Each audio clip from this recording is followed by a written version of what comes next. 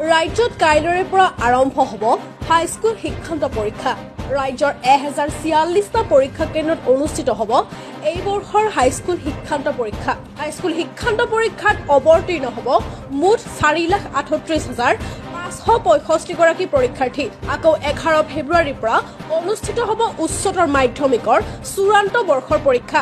10,821টা পৰীক্ষা কেন্দ্ৰত অনুষ্ঠিত হ'ব এই বৰ্ষৰ উচ্চতৰ মাধ্যমিকৰ চূড়ান্ত বৰ্ষৰ পৰীক্ষা।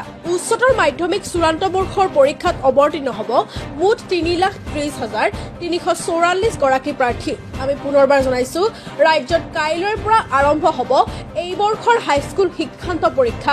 ৰাজ্যৰ 1046টা পৰীক্ষা কেন্দ্ৰত অনুষ্ঠিত হ'ব হাইস্কুল শিক্ষান্ত পৰীক্ষা। মুঠ অৱতীৰ্ণৰ সংখ্যা 4,38,565 গৰাকী।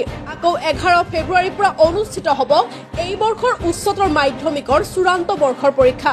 10,821টা পৰীক্ষা কেন্দ্ৰত অনুষ্ঠিত হ'ব উচ্চতৰ মাধ্যমিক চূড়ান্ত বৰ্ষৰ পৰীক্ষা। উচ্চতৰ মাধ্যমিক চূড়ান্ত বৰ্ষৰ পৰীক্ষাত এই বছৰ অৱতীৰ্ণ হ'ব মুঠ 3,30,344 গৰাকী পৰীক্ষাৰ্থী।